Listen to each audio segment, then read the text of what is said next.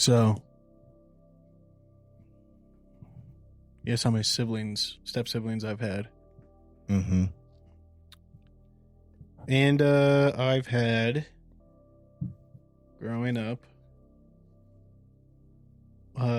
Jay was my older brother by a lot. I think when I was born, he was already like 16. Mm.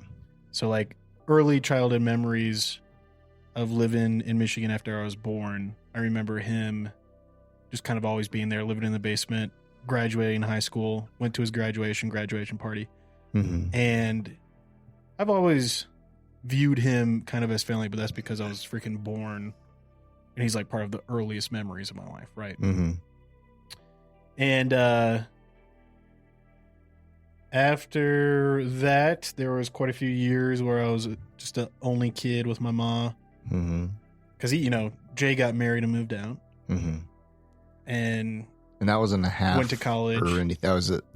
No, he's a step sibling. Step sibling. Yeah. And then, my mom and that partner split, and then her next partner had 3 kids. And one was older, also a J, big douche canoe. And, he spent a lot of time with his dad, I think, because he wasn't always around. He was like, he would come by on weekends and stuff. He lived at the house for a little while, but, then there was T and V, and T was a little bit older than me, stepsister. V was younger than me, stepbrother. And I got along all right with them. Definitely was like, just like kind of dealing with having to share. Like I didn't want to ever share anything with them, you know what I mean? But I was like, fine, I like whatever. Like, and it was definitely cool to like have a little stepbrother that was already pretty well broken in. Like, cause his older brother, like I said, was like probably 16 or 18 when I was like 8 or 9. Because so he was already a little brother. He didn't become a little brother. He was already used to being the youngest, littlest brother. And his older brother, like they grew up they lived in the ghetto, like bad area, East Denver. And so by the time he started living with us in like South Denver, he was like already like pretty rough, used to like rough housing, and like could definitely take like a, Jackie Chan karate chop off the sofa pretty easily. A twist of fate. Yeah. I mean, and like I was pretty surprised sometimes that like, there was some moments where like he would go for like the sumo slam on me. And I'd roll out of the way and he'd land on that like, 1/4-inch carpet over concrete in the basement. No, and he just lay there. And I was like, he's dead. But he'd just get up and like kind of shrug it off laughing. And I was like, oh, it was fun. Like, but most of the time it was just like, I'm used to being an only child. I don't want to share. These are my toys. You have your toys. Let's not mix them up here, bud. Yep. But then after that split, was a few more years, and then my mom's next partner had a boy younger than me, another J, and then a girl, call her L, and she was just a little bit older than me, but we were like the same grade. And her and I got along pretty well, but when we argued, we really argued, just because of like same age, and she was like, this was like middle school. So she was becoming a teenage girl and I was becoming a teenage dude. And like at first we got along because we were, when you're in elementary school or 6th grade, boys and girls are pretty much like, they can do the same things and like play the same games on the playground, right? And like they're kind of entertained by the same things. And then you get to like 7th grade, 8th grade, and then girls only want to watch MTV. They're starting to get into makeup and like they're starting to think everything about boys are gross and nasty, and dudes are like, girls are starting to be pretty, but it's really frustrating and annoying when they're really frustrating and annoying. And it's one of those things where it was just kind of like, no one told me I had to deal with a teenage girl when I was born, right? Yeah. And as an only child, I don't feel really obligated to deal with you. So like as we got older, we definitely had way more falling out. But the younger brother, stepbrother, J3, we'll call him J cubed. Him and I just never really got along super well. He was definitely a lot more like sensitive in regards to like he couldn't deal with roughhousing. He didn't handle conflict very well. He'd get pretty frustrated and just like scream grunt, kind of like autistic screeching. You know that meme. Yeah, and like and then he'd just go sit in his room and pout, or he'd go try to tattletale or something like that. And we got along sometimes, but a lot of the times it was just like, I don't know. I could tell he never wanted to. He was never really having fun in the house, and he just wanted to go be at his dad's because his dad's had no rule, right? And it was very much like dad's house, no rules. Here I have to do homework and chores and all this stuff, and it sucks. And I was just kind of over that. So eventually, but nowadays, Elle and I get along really well. You know, I still invited her to my wedding and stuff. She moved in with us when I was in high school for a little while. She had like a rough patch where she kind of needed a little bit of stability and like a little bit of a push to focus in school and get back on top of it. And my mom has always seen her as a daughter. Was like, you can definitely live with us. We have an extra room. Just no, I'm not going to accept you. Like, you can't ditch class. Like, you're going to have to go, right? And you're going to have to work a job. And so, because of that, she's always kind of remained in our lives and still visits my mom in Michigan and stuff. Wow. And then J cubed grew up and realized maybe my dad's not that cool. Maybe I needed a little bit of discipline. Maybe I needed that structure when I was a younger kid. And I know he struggled a little bit, but he's done really well for himself. He's married now, has his first kid. And he still sends my mom Happy Mother's Day stuff and texts and invited her to the baby shower and wanted her there to be present for like his kid being born and stuff and his wedding, which is really cool. Him and I aren't that tight. Like I didn't invite him to my wedding. I wasn't at his, but it wasn't like it's not a sore spot. You know what I mean? It was just like, dude, you're on the next circle. Like we stopped at like we invited circles 1, 2, and 3. You're circle 4. Dude, last time I saw you was my birthday in 2008. Yeah. Right? Like, been a long time.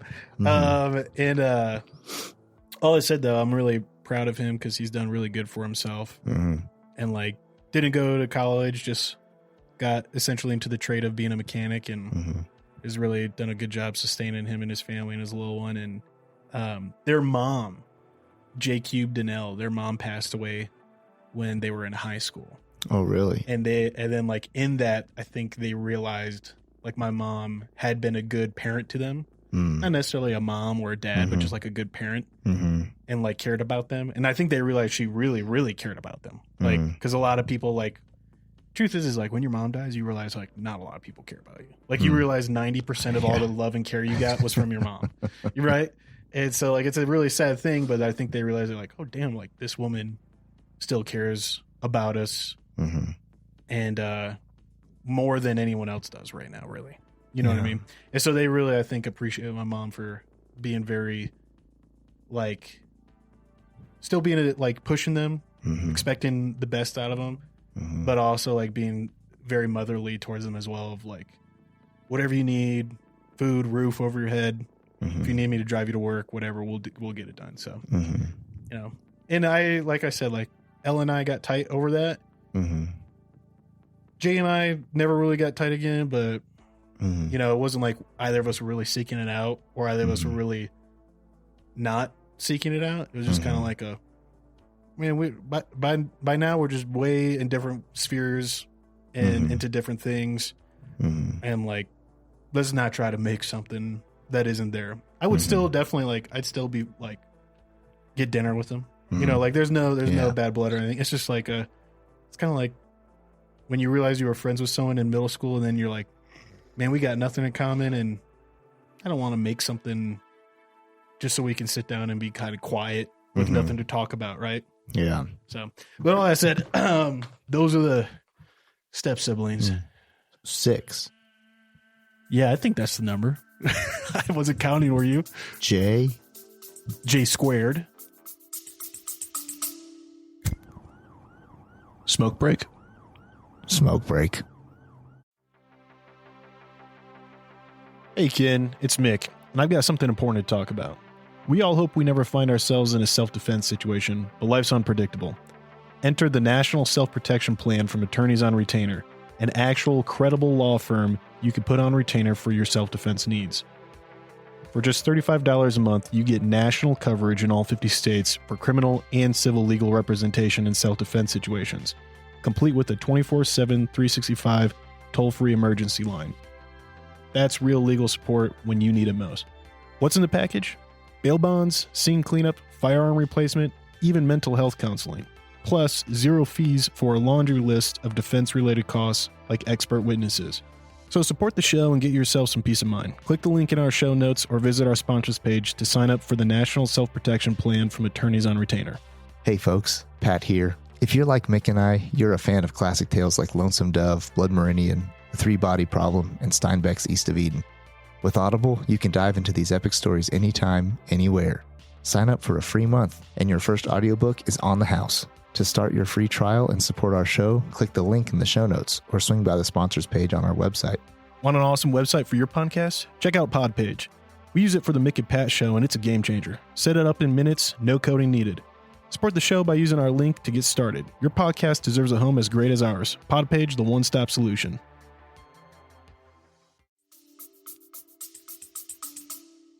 J squared. T. V. L. J cubed. J cubed. Yeah. 6. Yeah. The 6 step siblings. I have 2 sisters, and I have 2 brother-in-laws. 2 brother-in-laws now, and I've got 2 sons. And it's funny. My son tonight was having a little bit of a rough time. It's funny. He's 3, so his emotions just ping pong, because today is Talk Like a Pirate Day. Love that. And so we had a pirate themed dinner. We looked for where X marks the spot with the treasure. And then we did all these pirate things, and he was so excited about that. And he had all these, I think it was almost like when you were a kid, did you ever get worked up over your birthdays? Like little kid, like as in worked up, like overexcited, or disappointed? Like, both. Like the expectation of the day is so big, and then you're like, it's not meeting my expectations. Now I'm disappointed. Dude, I'll be honest. My mom crushed birthdays. Birthdays. My mom was the most like no holds barred. Let them fight birthday. Like, you know what I mean? Yeah. I think I told you about this, right? There's that one girl who just came over, and I had a big crush on her. And then all my homies showed up for my birthday. We all just wrestled until like we were taking our shirts off and just jumping off the couch on each other. And she just had to sit there and giggle. And watch. Yeah. And deal. I was never disappointed by birthdays. There was a couple times where I was bummed because I had this idea on my birthday, or like the Friday we were celebrating it. Me and all my friends would walk to the school and we would just play on the playground with no rules and just do whatever the hell we want on the playground with no rules for hours. And that never happened because my birthday's in February. Yes. And so it's just freezing cold, dude. And it's just like, last thing we want to do is walk to the school on Friday in the cold. And it's also dark at like 4. Yeah. You know what I mean? It's there was that thing. But I definitely got like overstoked for sure about my birthday. Like, overstoked stress. I always was stressed that no one was going to show up. Oh yeah. But my mom just knew she made it happen. How to like let boys have fun. And so every year everyone showed up. Every year everyone was like, bro, birthday.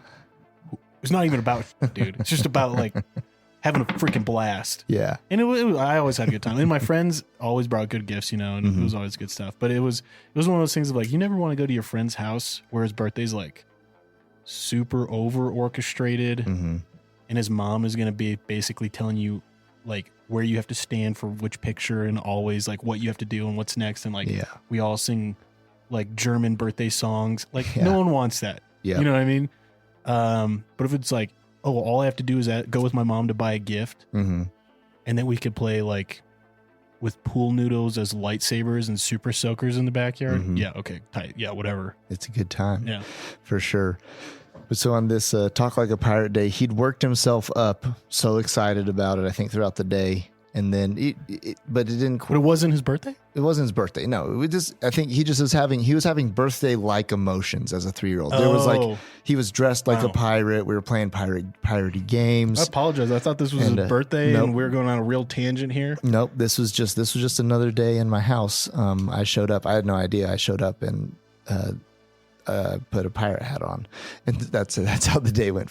But so then, anyways, he was having this big emotions swinging from one side to the other, and he was having a hard time. And then he gets in we're giving the boys a bath, and we were the little one. He was pushing my older son, like just. My little one's a baby, and pushing my older one, and my older one just felt like he was being mean, and so he just starts crying and he's losing it in the bathtub. And I mean, truly, he does this thing right now where he gets truly distraught, and like it's not a temper tantrum. It's like, because this is his whole world, he is honestly having a complete breakdown going on. And so he's screaming, crying in the bathroom, I don't want a brother anymore. I don't want a brother anymore. And screaming it over and over again. And he meant it. I was like, oh my goodness. And so, I had a weird reaction as a dad. I was like, I haven't even processed this yet, because it just happened like 2 hours ago. But I was like, God, that is sad. And I kind of like, all of a sudden I had this weird image of like adults, like adult siblings, and one of them screaming like, I don't want a brother anymore. And I was like, I don't want this to be like the future for him. And so then I kind of somewhat aggressively removed him from the bathtub and took him to his room, and he was just going off. And I raised my voice at him. I didn't yell or scream at him, but I raised my voice because he would not listen. I raised my voice to him, and he stopped and he looked at me, and we calmed down and started talking, and we talked through about it. And then he got himself under control, and I asked him what was going on. He said, yeah, he was being so mean to me. And I said, well, he's a baby and he doesn't know. And he's like, and he just stops. He goes, and he said, he stops and he says, I know. And he says, he's a good brother. And just like got right back on track. But it was funny watching, and not funny. I had this weird, all of a sudden I'd played everything forward so far. I was like, oh my gosh, I want to cultivate like a really good relationship in like these siblings. And I hope he always wants to have a brother. And I know that they'll have a special relationship, but sibling dynamic is interesting. And I think that, I think you probably have a somewhat unique perspective on it, from kind of having some people go in and out of your life, not by choice early on. And then others have a choice, but it comes usually later on in life. Go to college, get married, get a job, move away, or whatever, and it can break down over time. But I think that it's good to have siblings. It's good to be socialized. We learn so much from our brothers and our sisters, whether they're blood, half, or step, or whatever. We learn how to interact with others. We get to have relationships, and I think it's a pretty key part to our early development, for sure, having those around. And I feel like this is a biased question, right? Because I don't actually have blood siblings, and you do. And you've only ever known really like what it's like to have to share mom and dad's attention with them. And I've only really ever known what it's kind of like to share mom's attention with people who aren't really her kid. Yeah, like her kids. And so like my perspective is like, I don't think you need siblings. Right. But I do think you need to be pushed to essentially survive and foster deep friendships, like lifelong kindergarten through high school, whatever friendships, right? And like learn how relationships grow and break and change over time, how people grow and change over time. And like, I think there's a lot of resource sharing and attention sharing in schools, right? Because teacher has to give all these different kids attention. But I think having siblings is good. I think having siblings has its pros and cons, just as like not having siblings does. But I wouldn't say I think that like they're needed. I would say like it's more important actually. I think I've seen this in sometimes sibling relationships when they've come to a more public setting. I think it's far more important actually to have to deal with like public friend, like making friends in public and in a public setting with public pressures and societal pressures. I think that's more important than learning a sibling dynamic, because I've seen people come and that sibling dynamic has cued a lot of red flags of like, man, she seems to be obsessed about her brother. Or man, he is really like, he thinks all women are bad because he despises his sister. You know what I mean? And like stuff like that. And so like, I think the sheltered bubble of too tight of a family dynamic or too much of a forced interaction. Like this is your group. No, you can't have friends come over. No, you can't go stay at your friend's house. You have to share everything with your sister. Your sister has to share everything with you. Right. All that XYZ, I think, can create a lot of negative environment and negative, dispositions that then when exposed to society's like, you're broken, dude. Like that's nasty. That's creepy. That's just outright wrong. And like, I've seen that not more often. Right. But I've seen that enough that I'm like, man, it looks like it could go either way. And I don't think siblings are always, I don't think they're needed to be a healthy functioning member of society, but I definitely think they can be good. They can be bad. Yeah. Come on. You can't tell me you never met anyone in college where you're like, okay, so you literally let your sister decide how you view all women. Right. You know what I mean?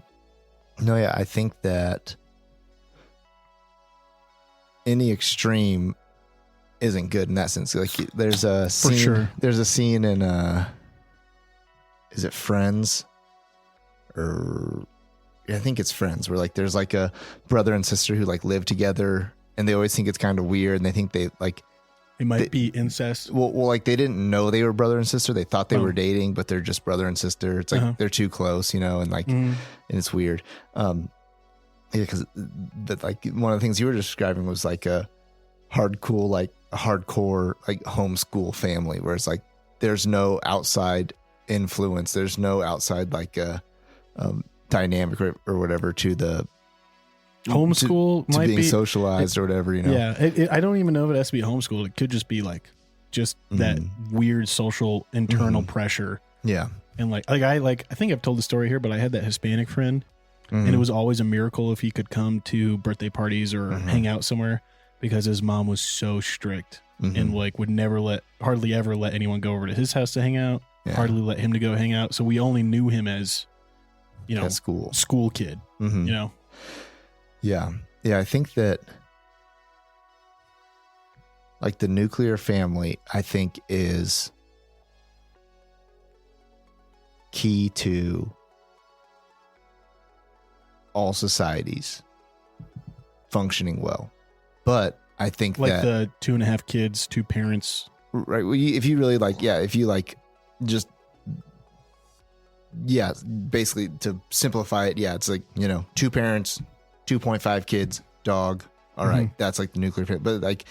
But to describe more, it'd be like the nuclear family being a mother, father figure with children who are being raised with their values and the values that are of the society, which is weird now because we're so fragmented maybe in that we're like, some families' values might be bad. Right, right. But you and I probably disagree with people out there and the values they're instilling on their kids, thinking, oh yeah, we're instilling morally upright values. Exactly, for sure. And so if you like rewound in time, to be like, all right, we're taking this, it's the year 700, and this is a Nordic family in a village of 500 people, right? Like where you have their societal and cultural norms from the family all the way up to their leaders are pretty much similar. They're a little bit differing here and there, but for the most part, it's like same. They're the same, right? And I think that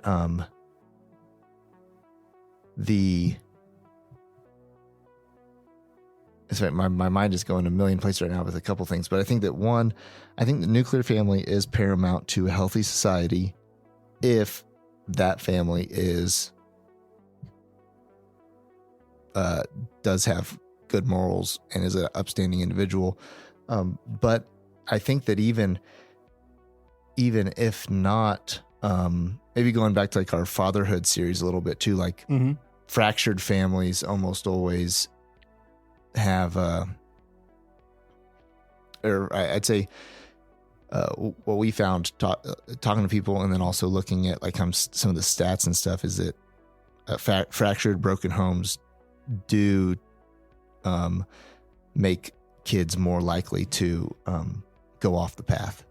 Right. Oh, yeah, for sure. Right. And so then like that is one thing about the parent dynamic, and then going down into like the family dynamic. I think having like a strong family dynamic is important. It's not the only way or 100% necessary to become like a quote unquote good human being.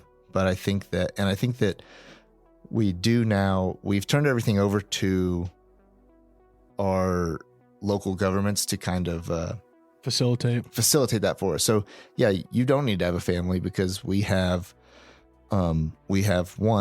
schools, and we have rec sports, and we have all these, and we have Big Brother, Big Sister Club. We have all these different institutions that do help you become a socialized individual.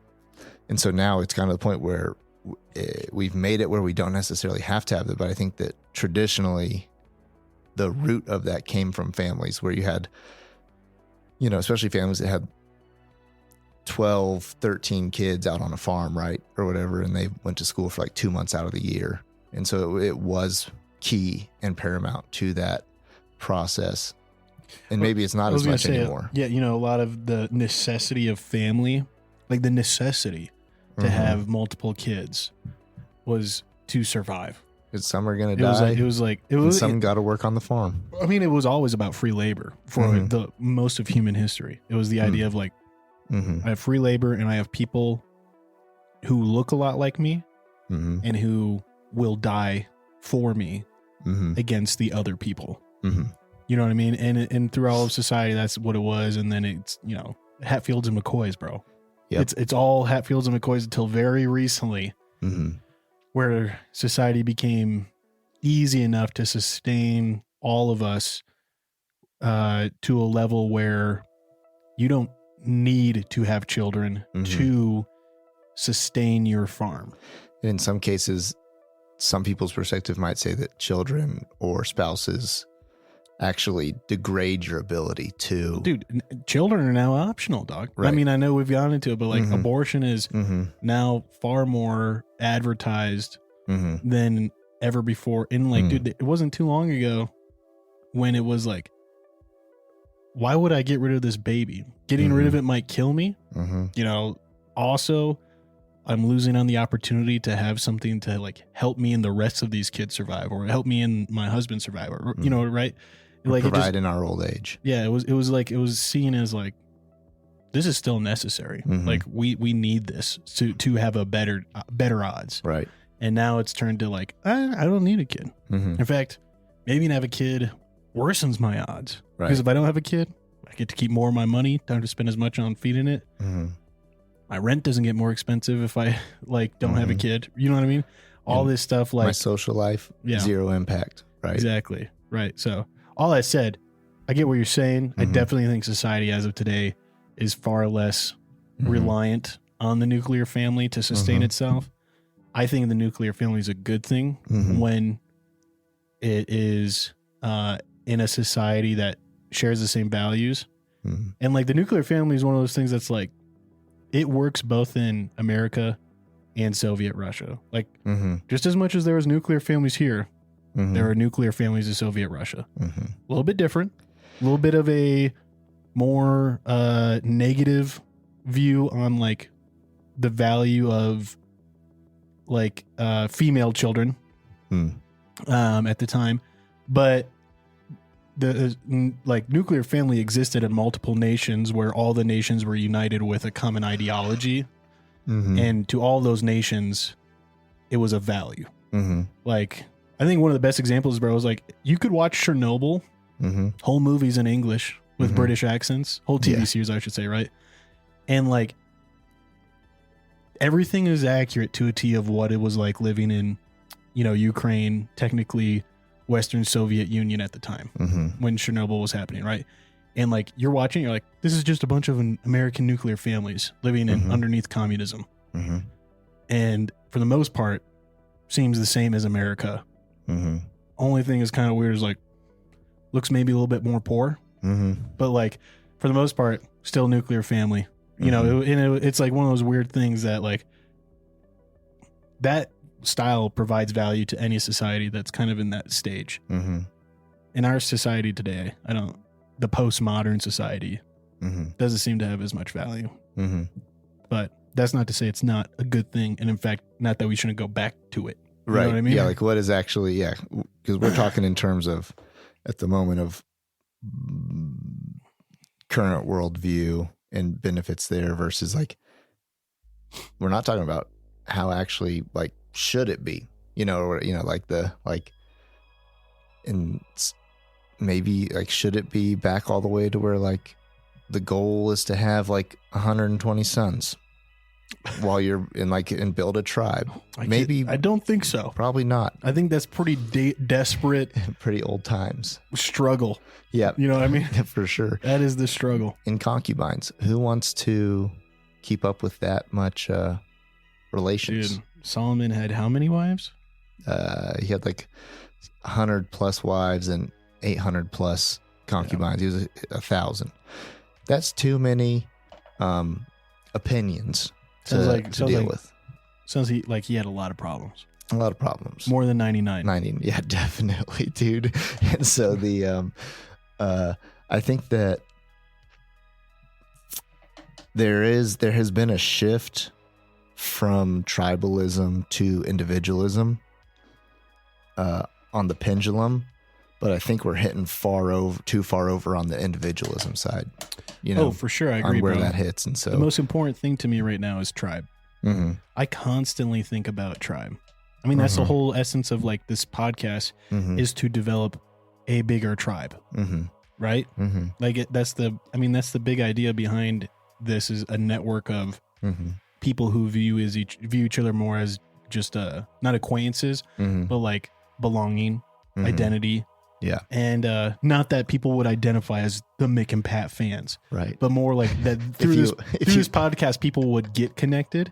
People would hear things that push them to create connections, whether or not they're other listeners. And then that like would spur them on to foster that kind of tribal community. Right. And that's the whole intention of kin. Right. Without pushing the pendulum all the way over to where it's like, we will kill you with our sharpened plowshares because, you know, whatever dispute, or we want your corn, you know. Yeah, not Hatfield McCoy. Yeah.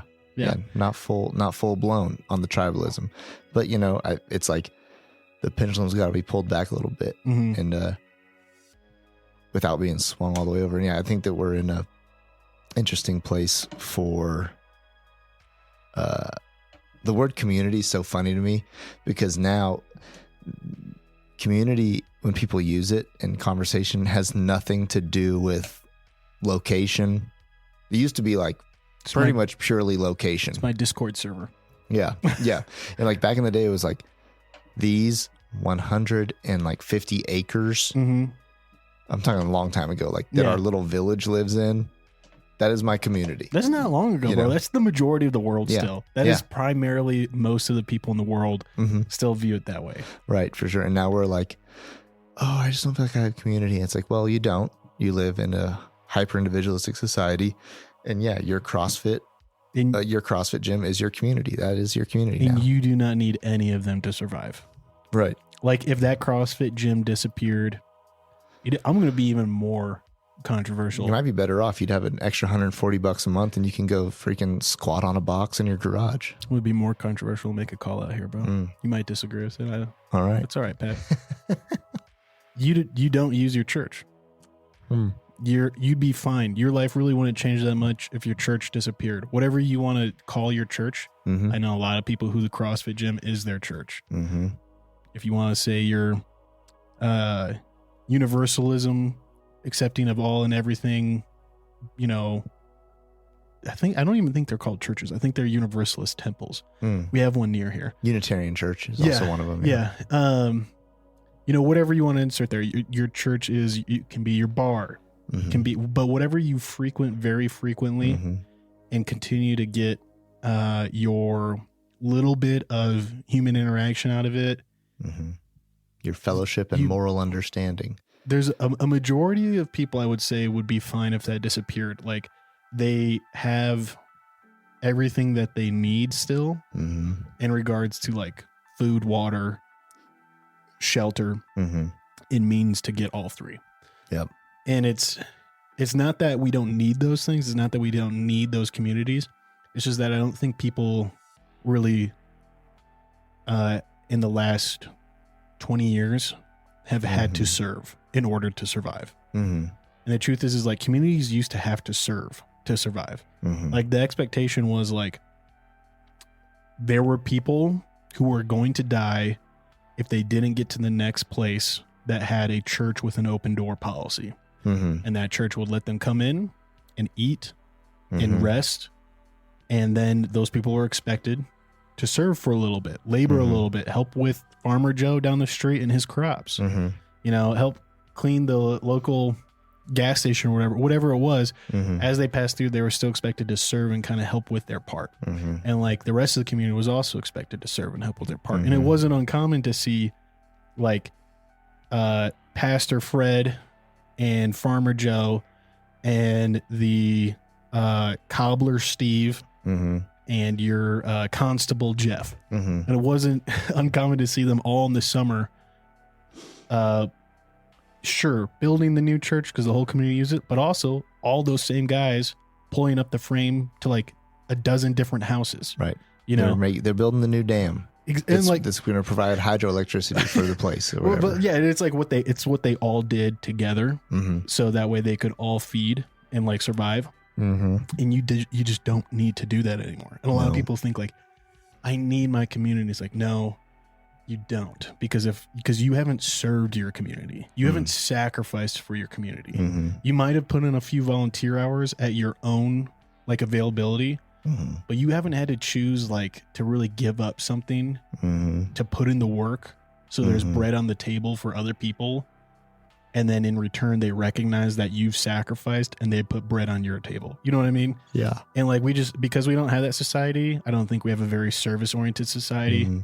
And therefore we don't have a very deep communal society. And this was something I was pressuring some, like, I help out with a youth group and I was really trying to like press upon the high schoolers to think about the last time they did an act of service that was inconvenient and they received no recognition. And like one of the most common expressions I've ever heard that I love, that I think is really the heart of service and humility, is it is very easy to be a servant until you're treated like one. And we speak about like Jesus and trying to like following Jesus' footsteps, and like, if you see Jesus's life, often he was treated like a servant, and he almost was always serving someone.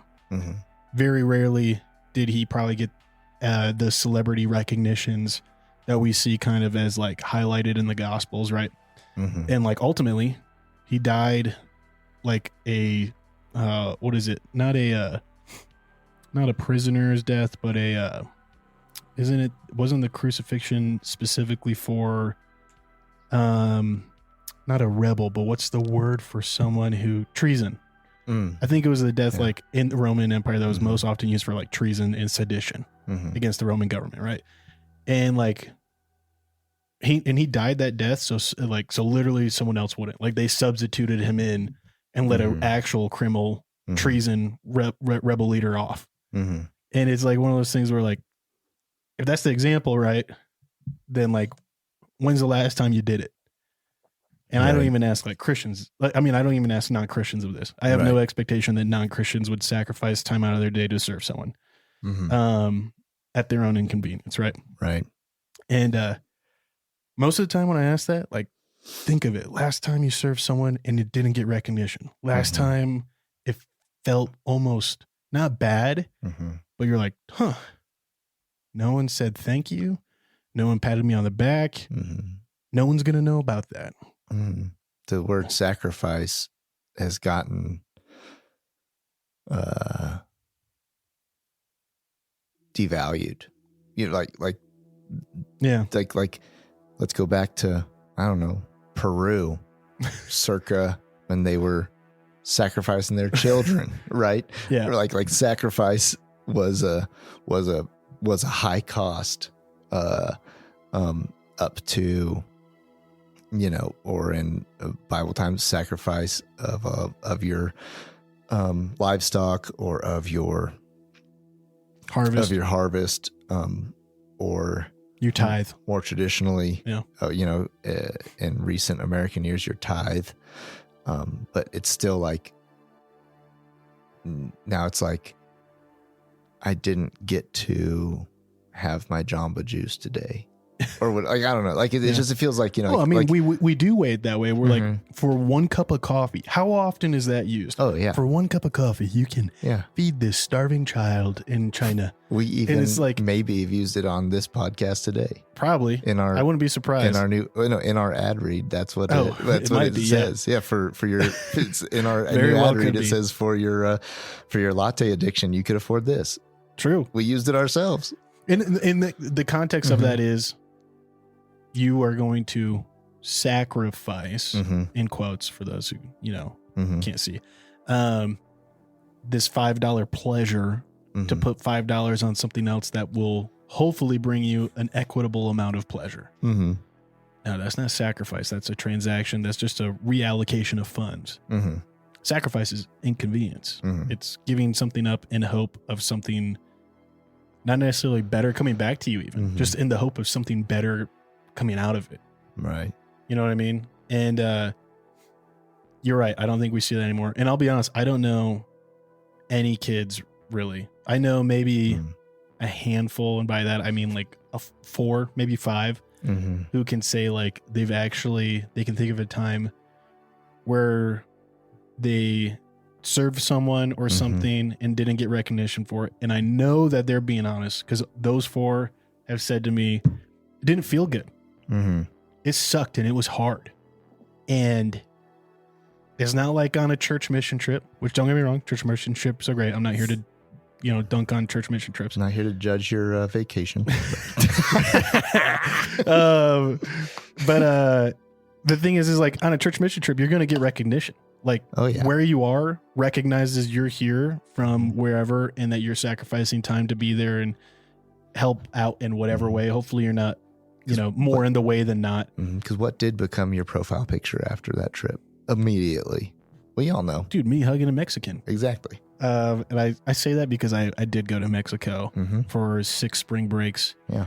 And I was very close with my homie David. But I'm not going to say, like, I look back on like me as a high school, middle school kid and like my knowledge of craftsmanship. And I'm sure I am absolutely positive David's dad did it better.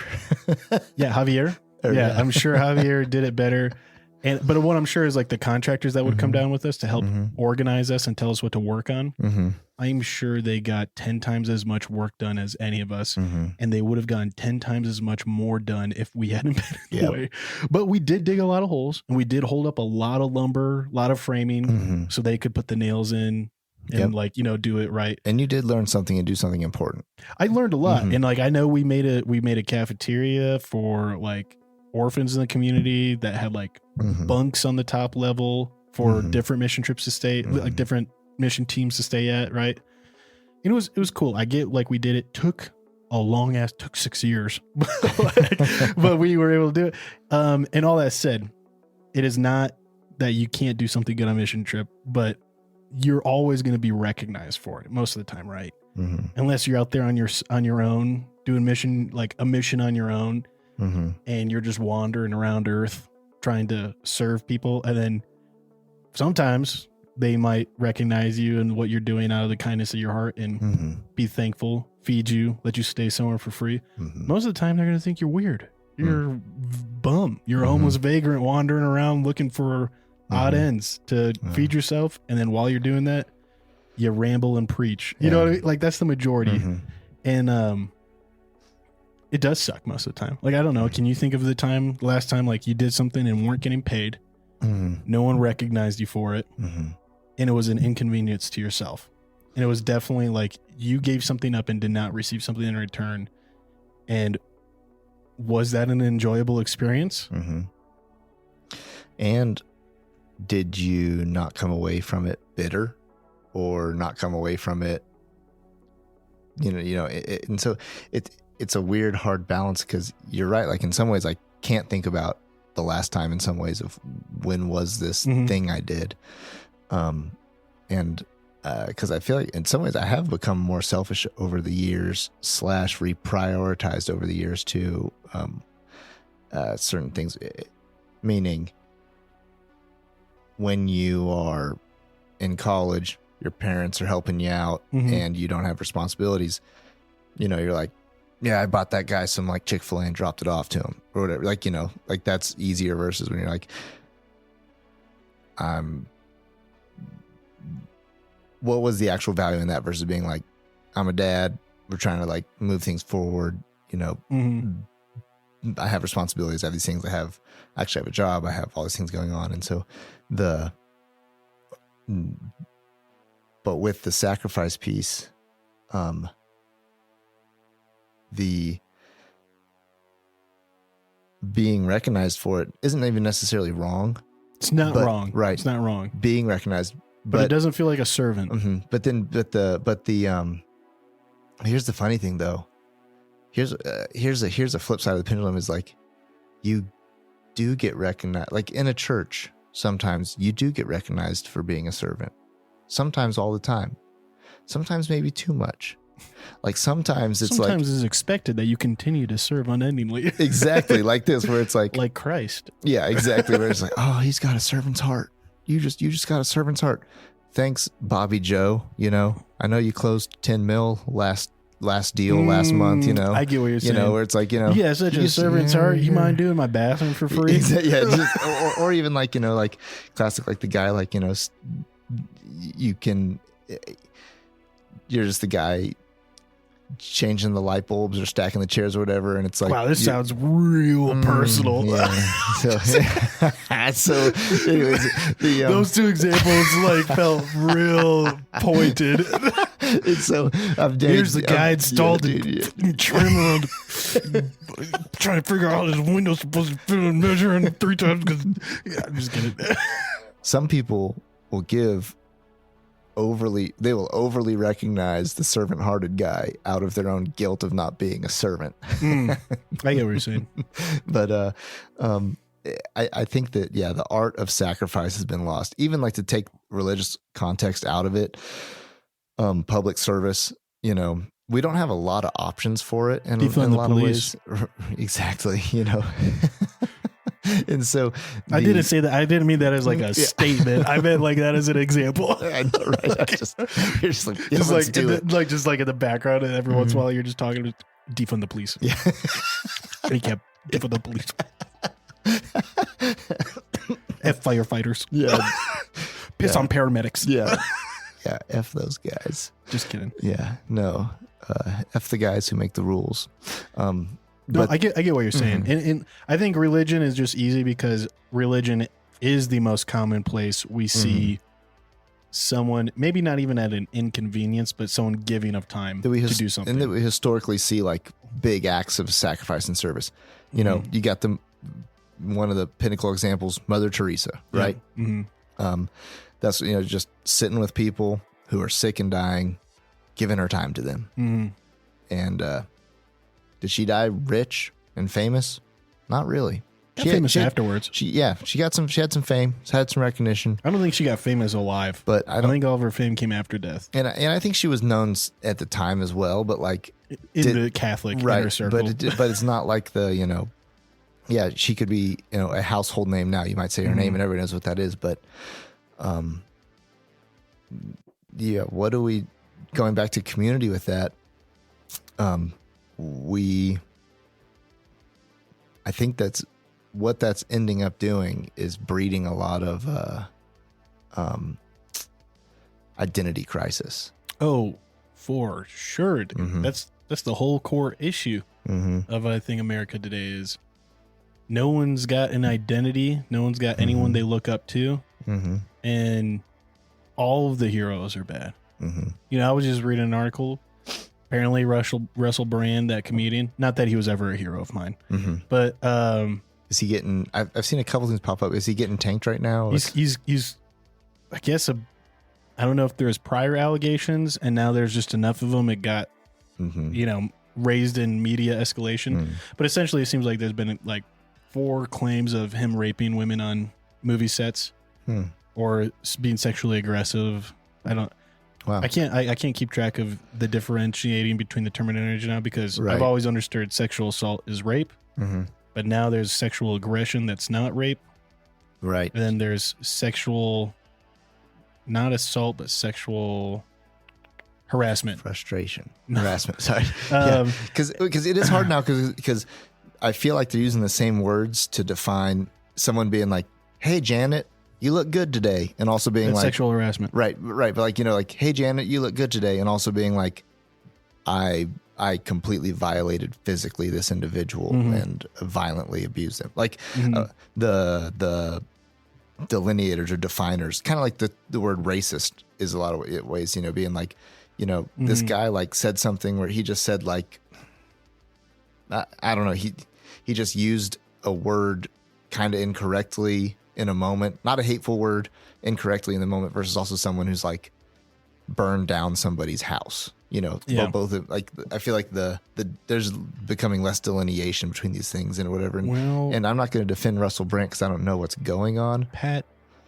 they're both the same sin in God. Yeah, oh my God, yeah, right. And so have you ever heard of the penny analogy? No, but I know what you're saying. You're not defending Russell Brand. I'm not defending him either, but I'm also going to point the finger at just Hollywood in general. I'm going to be like, Hollywood, you suck. You suck balls. Because Hollywood, I don't even remember which article wrote this, but they said, this is the product of paying this guy $1 million a movie to act like himself. You enabled him to behave this way. And it's like, if the allegations are true, yeah, like if I'm getting paid $1 million to be a chauvinistic pig who can like have sex with anyone he wants in a movie. You ever seen Forgetting Sarah Marshall? Oh yeah. That was Russell Brand in real life for a long time. And high the whole time. Yeah. And like, I get like a lot of people are like, well, that's different. That was comedy. And it's like, it is comedy. Right. And it was also comedy not too long ago to like have funny cat calls in movies. It was also comedy not too long ago to have bad cat calls, and then women put men in their place for having not creative cat calls or, you know, whatever. Right. And it was all funny and fair in games. And now it's not funny and it's not fair in games. But guess what? just because he did those things doesn't mean you're also off the hook. Like he did those things likely on sets where people knew about it, turned the other cheek because, well, I mean, we're also asking him to be that person in a movie where we're glorifying him, right? And there are also allegations at this point, right? And it's hard. I don't know. Yeah, I don't know if anything that's been like nothing's been determined. I think as like gone to court, settled. Like I think it's all like allegations. Because I haven't looked into this. I have no idea, but I will say this: he's garnered a huge following over the last few years for being real political incorrect. Well, he's super politically incorrect. I don't know if you're aware anymore. Yeah, but like in a good way.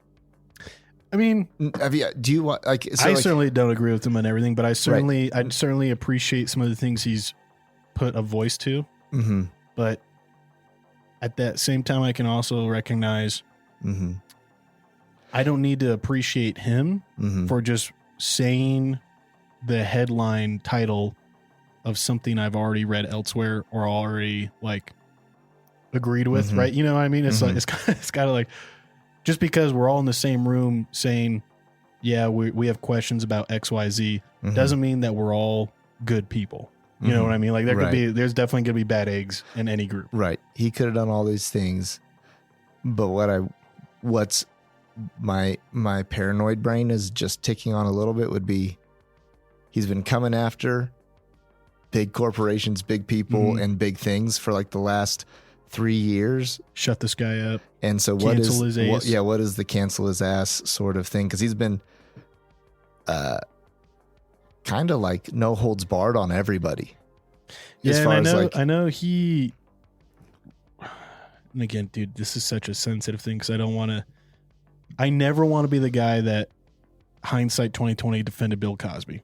Right. You know what I mean? And Russell Brand seems a lot like Bill Cosby when you look at like his track record. He could have done these things for sure. I'm just conspiracy theory. He has been. Part of me wonders if it's like one of the things where like he started pointing at Hollywood too much and too loud, and Hollywood was like, "Did you forget? Right? Did you forget that we got people here who are going to make these claims? Or did you forget you did these things? Or did you forget where you came from? Did you forget like you're saying we do this, but guess what, bro? Like we were in the room when you did it, and so it's one of those things where like I'm not sure if it's like a go down swinging or go down whatever. Here's the bottom line. Not for his sake, but I hope he didn't do that thing, especially for the sake of anyone who might be a victim. Because if he didn't do it, you're not a victim. You're a liar. I don't feel bad for you. If he did do it, you're a victim. That's awful. You should be punished. But you know, it's we've kind of seen this before. I'm going to just call it as it is too. Like, not saying this is the same situation, but we've seen this example many times. Kavanaugh, bro. The Kavanaugh example, somehow everyone forgot about it. No evidence ever came out in support of that woman's testimony that Kavanaugh witnessed her being sexually molested. And like they can't even find evidence that she went to the same school. No one from their like geographical area knew her. And they dog and ponied show kangaroo court Kavanaugh for the longest time, trying to keep him from being appointed to Supreme Court. Do you remember any of this? You're looking at me like you're okay. You're looking at me with your questioning brows, and I was like, maybe Pat didn't read about this. It was also right at the spike of COVID, like right at the beginning of COVID. No, I was replaying all the hearing videos in my head that I watched on it because it was like, I mean, it's one of those things too. You're watching it as a consumer, as a person trying to decide what's going on. You're watching like these allegations come out that are horrific, and you're like, yeah, lots of frat dudes at frat parties have like, you know, done something awful, used a date rape drug, you know, like, so this is totally viable. This could have happened. He could have done these horrible things, you know. Also then the other side of your brain's like, where's the proof in this, you know? And then which side is pulling the wool over my eyes? I want to know the truth. Yeah, exactly. And like, I just remember that being one of the things, like, it seemed very not convenient, I guess. It just like, it seemed very fortunate for the accuser with, and like everyone who was like saying that we should just take her word for it because Kavanaugh's a old white guy who's Republican and we shouldn't let him make decisions. When it was essentially he was acquitted of no wrongdoing, she just like disappeared and there was no more coverage on it because COVID was all the rage. And I'm not saying like anyone disappeared her. I'm just saying she didn't have to face any repercussions. Right. There's no lawsuit filed against her for like libel or like defamation. And she was just able to like essentially be like, oh, there's something more important now on the news and I can get away without anyone trying to hunt me down and be like, did George Soros pay you $1 million to say this about Kavanaugh? You know what I mean? And it's just one of those things that like I just remember it and I'm like, it seems like everyone forgot about that. And I think we've seen it several times now of like these allegations and they end up like having no evidence and like beyond to know. It's not like, well, we can't verify anything you're saying. It's like, no, there's people coming out and being like, I never once met you. And these people you're claiming to know never went to our school. Like, Judy, do you have a last name? We can give you a list of all the Judys who went to our school in the like years you would have been there. You know, and it's just like all this stuff of like, all right, like this is made up. This is a cash grab, like hoping to grab onto coattails.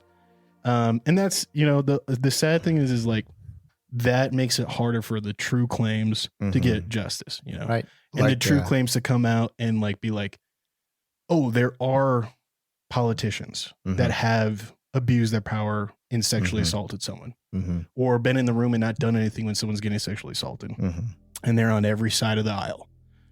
And your false allegation to hope to money grab or, you know, twist politics around someone being elected or nominated is going to devalue the real claims, you know? So, because you have, it was Danny Masterson these last few weeks. Oh yeah, dude. I had given up hope. I thought Scientology was always going to get him off. Yeah, dude. He's getting cremated. He should though. Yeah. Because Scientology like tried to silence and pay people to just shut up and just settle out of court. And they always were wiping his ass for him and just getting him off scot-free. And he just kept on doing it because he felt like he could always get off. And now it seems like it caught up to him and 30 to life. Yeah. Good, dude. Let it be an example, man. Life is a long time. Let it be an example. And because that's one where there is a shitload of evidence. There's a lot of evidence that he did the things people said. And so, I'll tell you this. If you end up going to court, and there's already court records in the past of you telling someone like, how much money will it take you to shut up? Right. You look pretty bad. Oh yeah. Oh yeah. You know, and if you're in the Scientology world, whether you're a good or bad moral person, you're just in a bad ethical place. I'll say that just to start, you know, like whether you're good or bad morally, whatever that means, ethically, you're just kind of in this, you're starting off in a weird world. Which, to be fair, everyone's going to now point at us and be like, yeah, but aren't you Christians and a part of that big old church that always is constantly covering up for pedophiles? And to that, I'd say, no. I'm a part of a very small local church that is, you know, not a part of any bigger, at least as far as I were. Like, I don't think our church is a part of any big nationwide network. Yeah. Our pastors have sex with their wives. And that...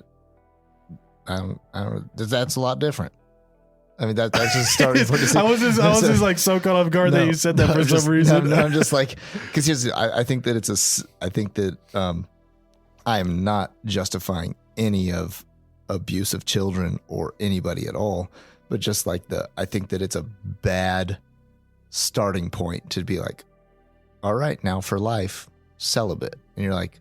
Oh, I see now the angle you're saying. Yeah. So that's what I'm starting, and I'm not justifying any of this. I'm just saying, like, so the guy we built our whole identity around of how we're going to do the church, he was married, and no one else is going to be allowed to do that. You know what I mean? And for those who's talking about Peter being married, I'm not saying Jesus was married. Yeah, Jesus said, "You're the rock I'm going to build my church off of." To Peter, Peter was married. Peter was the first. Yeah, we're talking about the first pope. And was that statement about Peter, or was that about the statement that Peter made? That's for another time. Who knows? Good point. I always forget that devil's advocate argument on that one. Because it was the Peter made a big fat statement, and then Jesus said, "Upon this rock," and Peter means stone, and so it does. There's lots of conversation we had, layers around there. Like but anyways, what I'm saying is, I agree with you. Mm-hmm. I think it is not a good idea to ask priests or anyone essentially serving in the church to be celibate if they aren't feeling that God has called them to it. Right.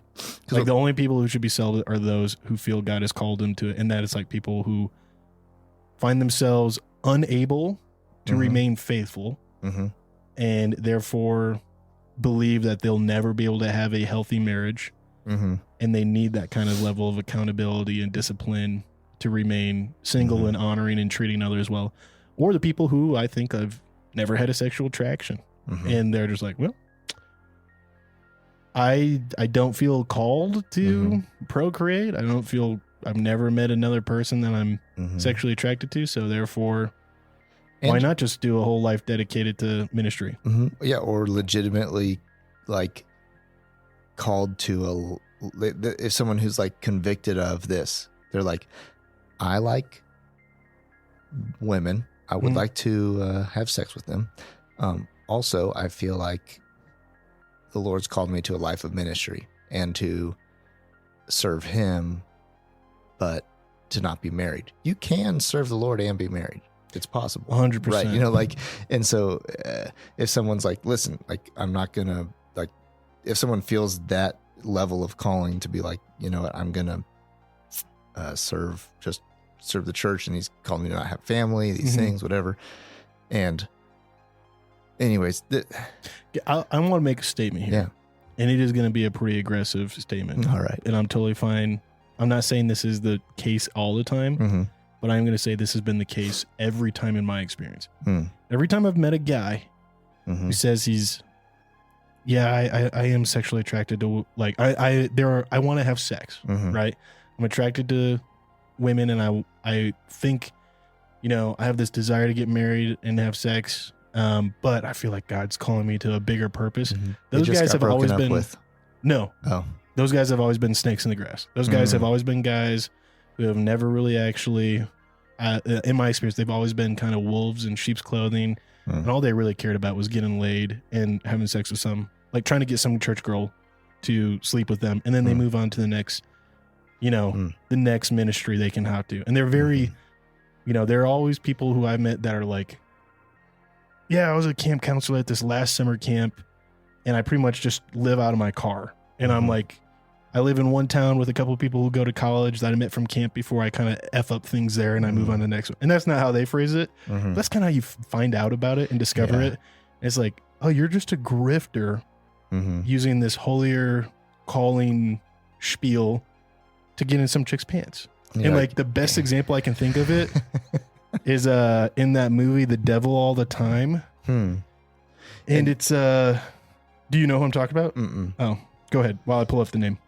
I was just going to say, you know, the same bro who's like, listen, the Lord said like to bring one shirt, and that's all I have. You have a washing machine.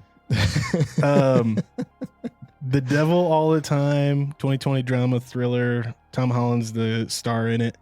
Robert Pattinson plays Reverend Preston.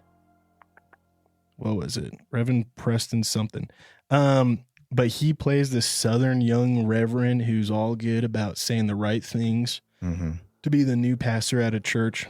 And all he wants is to sleep with, you know, the prettiest girl in high school. And as soon as he does that, gets her knocked up, he's pretty much trying to like convince her to get an abortion and get out of town. And you realize he's probably done this in a lot of towns before he drifts to the next one. And it's always the same thing where he just says all the right things people want to hear. They let their guards down and he picks his plot. And it's disgusting. And I feel like that's always who those people are when I've met them, who are like, oh yeah, I have my struggle against the flesh because I'm attracted.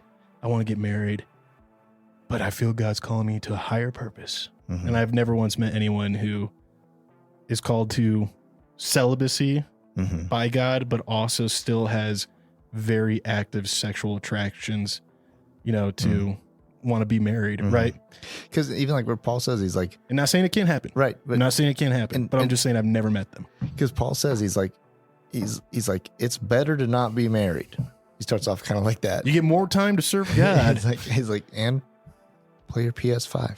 But I know games with the boys, son. More time duck hunting. But no, he's like, it's better to not be married. But if you can't handle it, get married. Get married, bro. If you burn, bro, if you burn with passion, get married. It's better. He said it is better to burn with passion, get married, than to burn in hell. And I'm just like, I remember hearing that as a high school boy. I was like, damn, looks like I'm eloping this weekend. And I remember the first time I read that, I totally, like, as a high school boy, misunderstood what I was saying. And I remember just thinking, like, so that's really scary. I guess I got to get married right now. Married at 17, yeah. Someone, like, 16. Like, I was like, I remember, like, Google, like, can I get married at 16 in Colorado? And I remember immediately now my youth pastor, but one of the youth leaders, volunteer, he was already, a married man with several kids. He's like, that is not what that's saying. Do not go home telling your grandparents or mom that we're telling you to get married at 15. All right. We'll have child protection services and SWAT agents down here real fast. Like, we're not a cult. And I was like, oh, okay. And like, then they explained it. They're like, it's just like, if you find yourself not able to control these urges and constantly slipping up and constantly having premarital sex, the odds are you're going to end up messing up and getting a girl pregnant out of wedlock without real safety and commitment. And it's just honestly better if you can't control that, if you can't be disciplined, get married. Yeah. Don't go to college. Work a hard job. Learn from your mistakes and raise that baby. Treat that woman well. And eventually you'll find yourself entrepreneurial, independent employer, have 4 employees underneath you. Your wife runs the office and your kid is doing just fine and everything worked out. But guess what? Like most men can control themselves. A lot of them just choose not to because they'd rather not deal with it because it's a hard thing. Right. And I feel like that verse is really directed at them. It's not as like, if you can't do it, get married. It's more of like, do you find yourself just choosing not to do it? Then just get married. Right. And quit flip-flopping. Yep. Quit living on the fence. Yep. Oh, yeah. Back to the nuclear family. Back to the nuclear family, dog. Full circle. Potential intent of the creator. Have a wife and some kids. Yeah, I mean, yeah, I think so. I think that is the real intent, right? I'm curious, though, because I made that definitive statement. Did you ever meet anyone that you can recall that you like, man, I think this dude is legit, like called us celibacy, and his thorn in his side is his daily struggle with the desire to get married and have sex and have kids? I haven't, but I will say I have met priests who I think are dope. Like, oh yeah, like I've definitely met some Catholic priests that I thought like, damn, they're not all bad. This guy's pretty sick. Yeah, and they'd probably be like, no, bro, I do get erections. Like, why'd you have to use that word? Right? Why couldn't you be like, nah, bro, I see Batty. I see Batty and I recognize Batty. He's like, I haven't just met a bunch of like, watered down dudes who are just like, no, that's not interesting. I'll say to that credit too. I've definitely met priests that gave me like pedo vibes. Majority of priests I've met have not given me pedo vibes. Right. You know what I mean? Majority of the priests I met are just like, yeah, dog. So like, it's free housing. Yeah. And the job's pretty cush. You just sit and talk and help people all day work through their problems. And they've got like intense biblical insight and dope tradition, solid identity in themselves. And so, no, I think that it's worth saying that part. And I don't know, I'm glad you said that because that is very valid. Because I'm kind of a closet Catholic in some ways of that, dude. There's like, I like the practice. I like the discipline. I like the tradition. There's a lot of things I like about it. And I think that a lot of things about Catholicism are something that a lot of people, specifically believers, need to adopt to like have routine, have commitment, have a place of service, place of sacrifice. And yes, it's a huge institution where there are, with any institution that's run by man, things get It's going to fall wacky. short of God. Whether it's, an institution of 5 people at a company or, 500,000 in a religious belief, there's going to be, pitfalls, shortfalls. And so, but I think that there's I think some of the cool value about it is that the tradition and some of the things in it, they've been doing for a long time. Mm-hmm. And person if you're a non-denom, person who's like, no, I'm not religious, I just follow Jesus, right? Like whatever, like, which is, don't let me in with him. Yeah. But but like whatever it is. And I feel like I'm one of those people too. It's like, cool. So like, how long has like your thing been around? You're like, oh, we started like back in 2020, it's like, okay, dope. Like maybe let's engage with some things that have been going on since like,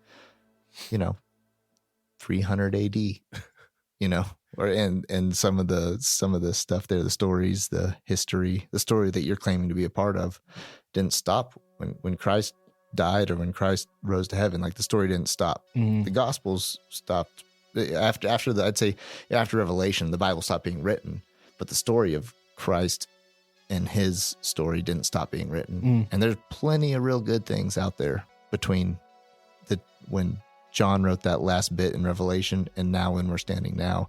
There's plenty of stories you should know. There's plenty of truths that you can understand deeper, and plenty of practices that are healthy, Mm-hmm. And so that's why, a little bit of I agree. the closeted Catholic there. I will say I agree. But they still don't let me take communion with them. Well, no. And like, I think that's the biggest thing is like, I've had a lot of great conversations with Catholics. I have some friends that are Catholic, and there's a lot of things I think we agree on. Mm-hmm. There are, I think, some really big fundamental things that I heavily disagree on. Mm-hmm. That I'm just like, I don't see Christ in that belief. Mm-hmm. You know what I mean? And I also don't see that in the Bible. Right. Like those are the two big ones right. when it comes to like anything traditional. And not really saying that it's worth debating or anything here, but I do get what you're saying. Like there is a lot I admire, mm-hmm. And especially like if it's been around this long, like, man, I think it's almost like proof that like Satan would worm into it and try to essentially defraud it. Mm-hmm. You know what I mean? And it makes mm-hmm. sense that there's evil people trying to sneak in mm-hmm. and take advantage of it. Mm-hmm. And what's the worst case scenario? Those evil people make the Catholic Church look bad. Mm-hmm. But to them, they got to do the evil they wanted to do. You know what I mean? Right. So all I said, man, we've been going for a bit, and I feel bad because I had actually an agenda tonight. Mm. I want to ask you about the France. Are we just going to do 2 tonight? I guess. I mean, we could. What time is it? I don't know. Oh, it's kind of late. We'll see. All right. Well, yeah, we'll make a game time decision after the PP break. Yeah, exactly. But anyways, I just want to say thanks for joining us, Ken. We call you Ken because, like we said, mm-hmm. we hope that this conversation we have of a lot of random stuff would just be provoking you to talk to someone, whether they're another listener or not, and just hopefully start building out that community. So that way we don't have such a isolated and individualist society, but that we have a society that leans on one another, serves one another, sets an example for generations to follow of what it means to care for and support one another. And on that really sweet note, Pat, you got anything you want to say? Till next time.